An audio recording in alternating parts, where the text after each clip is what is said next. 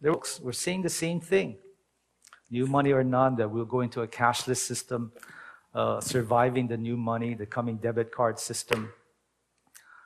We needed a change. And a change cannot come about until there's an absolute total chaos or a crisis.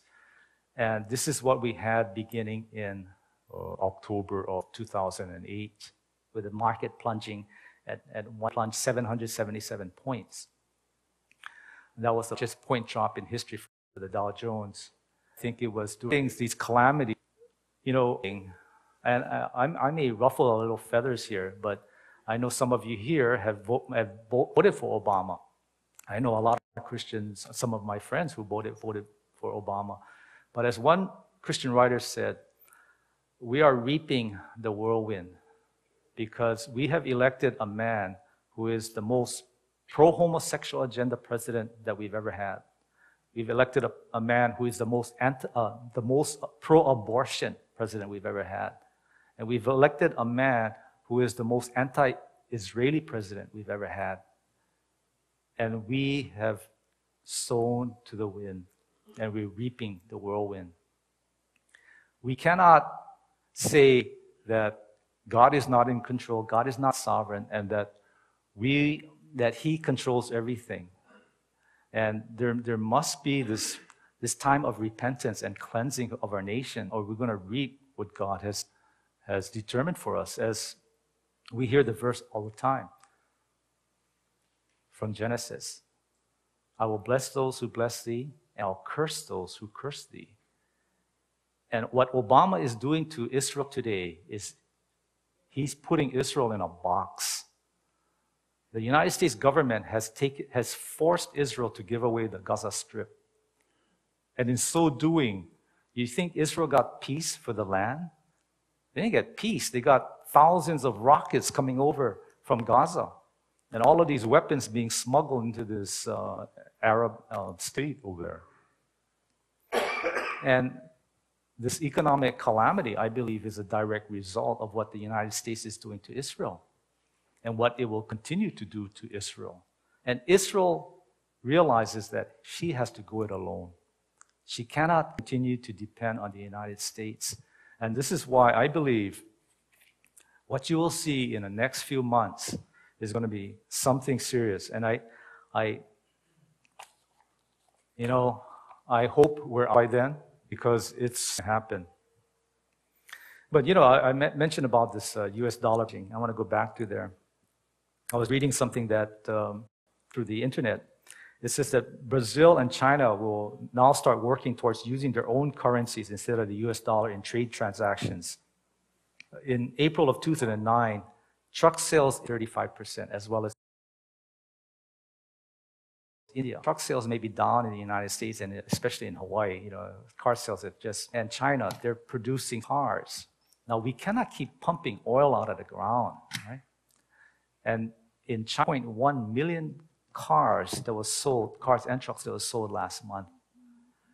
Now, population of 1.3 billion. Streets of Beijing, they're adding 1,000 cars to the cities of Beijing per day. And you can imagine what gas, and America, who has about less than 5% of the world's total population, it consumes nearly 25% of the total world.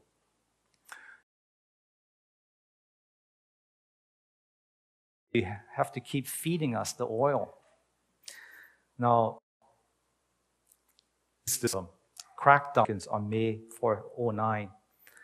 Now, what this tax avoidance does is, remember I was telling you about cashless society, the problems of cash. And the government, by controlling the cash, the actual physical cash, it can detect all of these tax avoiders, people who avoid paying taxes, the underground economy.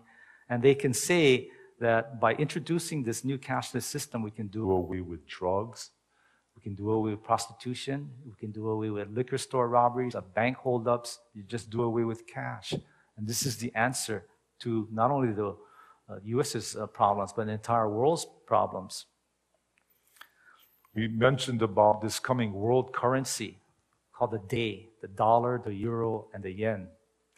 and this coming of a new cash that's combining Canadian currency, the US dollar, and the Mexican peso.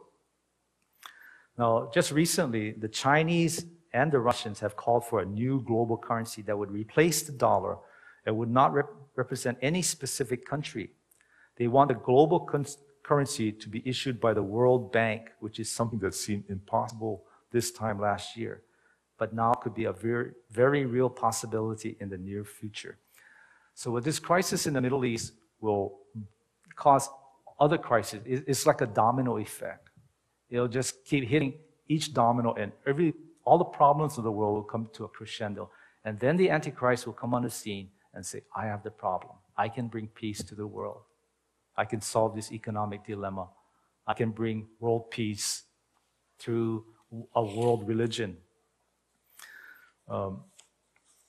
This article that came in from David Reagan, I just got it a couple of days ago. I thought it was really interesting. It's called The New Tolerance. Remember a few weeks ago, Pastor J.D. had showed that bumper sticker about coexist, about different world religions. And it's amazing because when we talked about a coming world religion, a coming world economy, the new world order, a coming world economic system, a cashless society, cannot happen, but in rapid succession. And that's why I feel that time is so short. Every day I see everything that's fitting into the pieces of the puzzle. Like I mentioned about Turkey becoming allies with Syria, Israel's arch enemy. Now Turkey was a NATO ally, and they were pro-Israel. And all of a sudden the relationships between Israel and Turkey is being severed. And now Turkey is joining forces with Israel's arch enemies, just like what the Bible said would happen. Now, back in the 80s and 90s, people, when they looked at Ezekiel 38 and this coming invasion of Russia with their Arab, they said, cannot happen. Ethiopia is not aligned, Iran is not aligned, Turkey is not aligned. But today, all the pieces are in place for this massive invasion of Russia into Israel. When I was in Israel in 1982, we were up by the Sea of Galilee. And at that time, Israel was preparing for a massive invasion into Lebanon because there were Hezbollah terrorists in the southern area of Lebanon. So they were moving all of these tanks, and the Golan Heights and the whole Sea of Galilee area was buzzing with fighter planes. And we could see the fighter planes coming right over our tour boat. So I told my wife, I said, we should take a cab and go up to the border of Lebanon just to see all of this action. She said, once in a lifetime thing. I said, are you nuts, man? I said, this is cool, man. I mean, this is kind of exciting to see this happening. And she said, well, you can go. I'm going to stay here in an apartment. We were only a few miles from the border. And I thought, wow, this is a once in a lifetime chance that I can see this invasion being launched into Lebanon. But I guess wisdom got the best of me. So I stayed at the hotel. But they did launch the invasion.